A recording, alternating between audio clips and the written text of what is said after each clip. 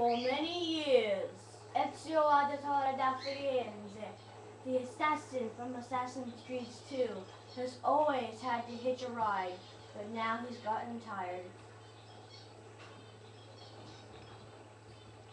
On the fastest gondola on Earth. 2 people driving a gondola at one time. It's perfect. You want to tell them how to get up there? Oh yeah, to get this cheat hack, I don't know, Glitch. all you need to do is, well, it's actually kind of hard because you don't really know whenever they're about to respawn. You have to actually wait for them to respawn, but the very second you know they're about to respawn, you have to jump on. And what is kind of creepy about this is that this just happened just by accident. And you can also steer him. Say he's steering this way, I can steer him this way.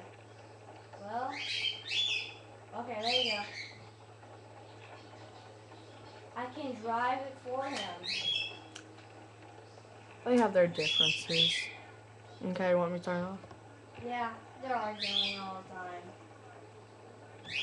That is a pretty awesome glitch. Isn't it? Okay, that's the end.